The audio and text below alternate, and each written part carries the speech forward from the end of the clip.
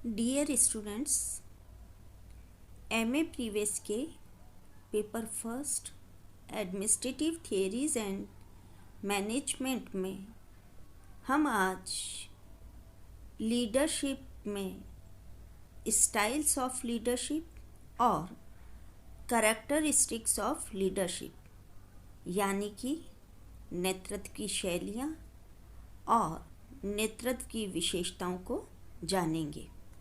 हमने इसके पूर्व के वीडियो में देखा था कि नेतृत्व क्या है, नेतृत्व का तात्पर्य, नेतृत्व का अभिप्राय क्या है, उसकी प्रकृति क्या है।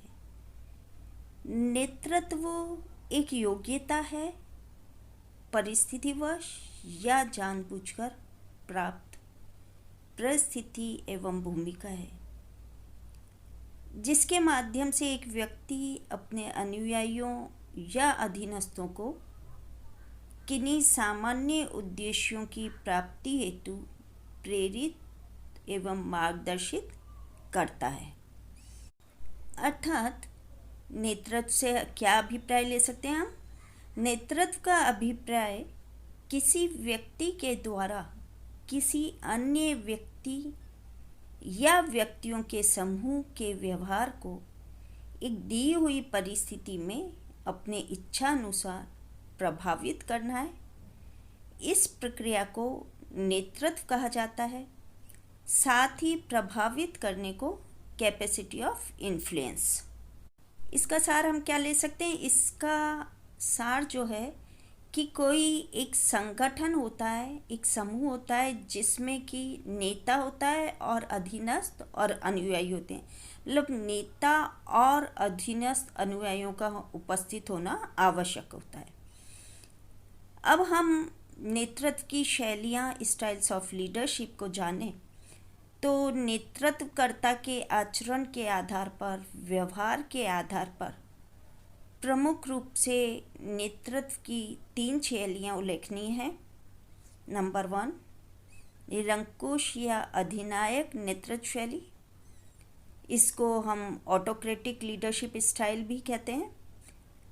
निरंकुश या अधिनायक नेतृत्व शैली वाला जो लीडर होता है वह निरंकुश होता है। इस शैली में, इस स्टाइल का जो नेता होता है, नेता ही सारे निर्णय लेता है। नेता ही द्वारा, लीडर द्वारा ही नीति, निर्णय, आदेश निर्धारित किए जाते हैं। वह स्वयं ही इनमें परिवर्तन कर सकता है और अपने अधीनस्थों से काम लेने के लिए जो वो विधियों का उपयोग करता है, वह काम लेने के लिए भय दिखाना, प्रताड़ित करना आदि विधियों का उपयोग करता है। इस प्रकार के संगठन में अन्य सभी को बिना कोई प्रश्न किए, बिना कोई सवाल किए केवल नेता के आदेश मानने पड़ते हैं। अर्थात निरंकुश नेता सत्तावादी होता है और एवं स्वयं निर्णय लेता है तथा अनुयायियों को, अधीनस्थों को अपने निर्णय का पालन करने हेतु अत्यधिक दबाव डालता है।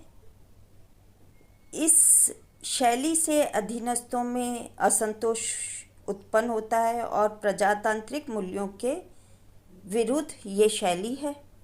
अर्थात निरंकुश नेतृत्व शैली में जो अधीनस्थ या अनुयायी हैं, उनका निर्णय लेने में कोई सहभागिता नहीं होती है और नेता द्वारा ही दबावपूर्ण रूप से अनुयायियों से, अधीनस्थों से काम करवाया जाता है। दूसरी जो शैली है नेतृत्व की, लीडरशिप स्टाइल जो है, वो है लोकतांत्रिक नेतृत्व शैली, डेमोक्रेटिक लीडरशिप स्टाइल। इस प्रकार के नेतृत्व में संगठन के लक्ष्यों तथा उद्देश्यों की प्राप्ति में अधीनस्थों की निर्णय लेने में भागीदारी होती है, उनको भागीदारी दी जाती है। निर्णय लेने में नेता और अधीनस्थ मिलकर भूमिका निभाते हैं। नेता अंतिम निर्णय न करके विकल्प रखता है, बताता है। नेता द्वारा दूसरों को पहल करने की शक्ति तथा निर्णय लेने की क्षमता दी जाती है। इसमें समूह के सदस्यों को स्वतंत्रता होती है। अर्थात इन लक्षणों, इस आधार पर यह सहभागिता शैली यानी कि पार्टिसिपेटिव स्टाइल भी कहलाती है।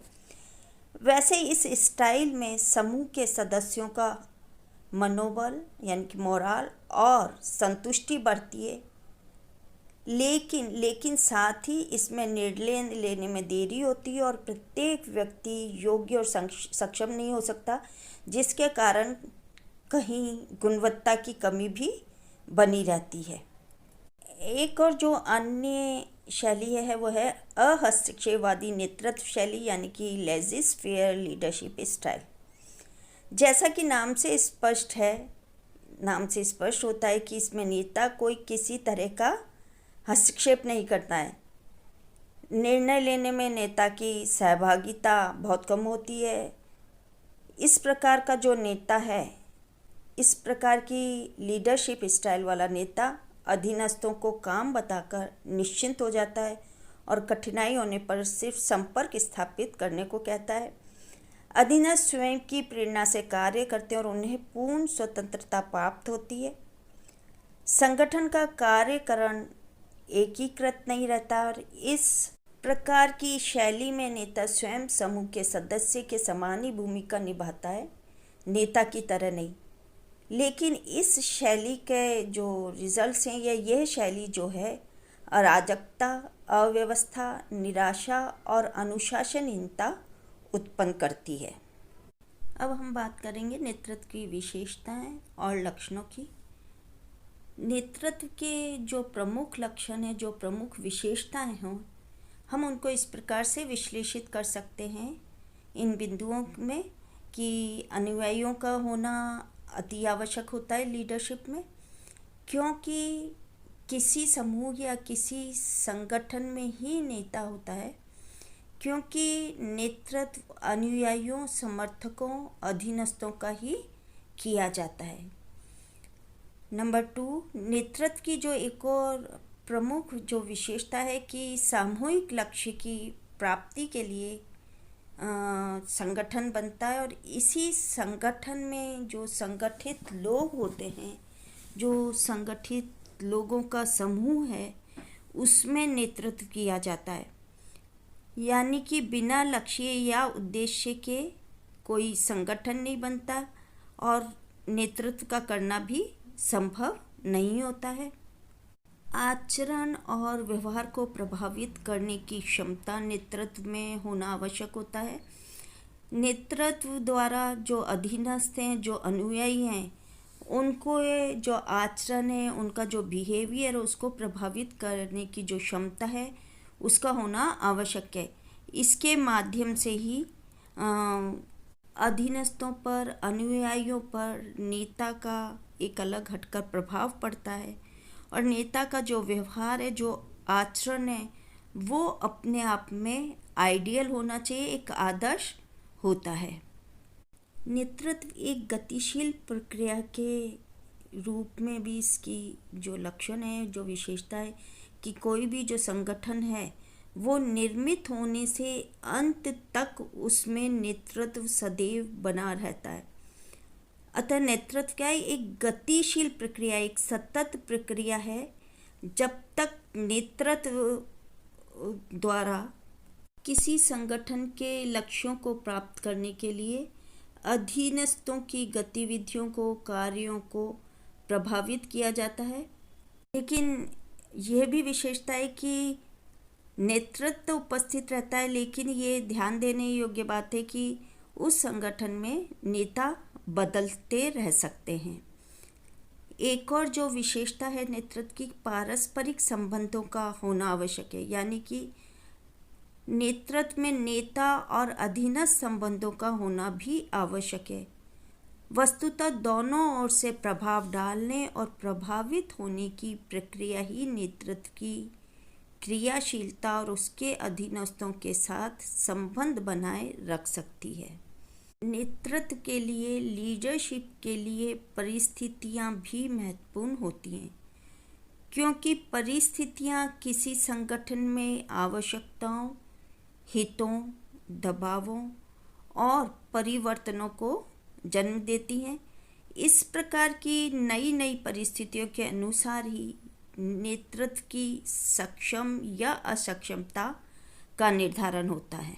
अर्थात इसका क्या तात्पर्य है कि जब परिस्थितियां नई नई आती हैं, बदलती रहती हैं, तो नेतृत्व इतना सक्षम होना चाहिए कि वह अपने योग्यता, अपनी सक्षमता के आधार पर उस परिवर्तित परिस्थिति के अनुसार खुद के जो शैली है उसमें थोड़ा परिवर्तन कर सके। यानी कि नेतृत्व इस प्रकार की नई नई परिस्थितियों में कितना सक्षम है या नहीं का निर्धारण होता है।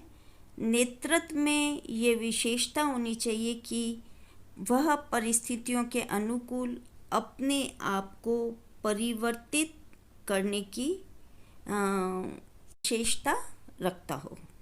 थैंक्स।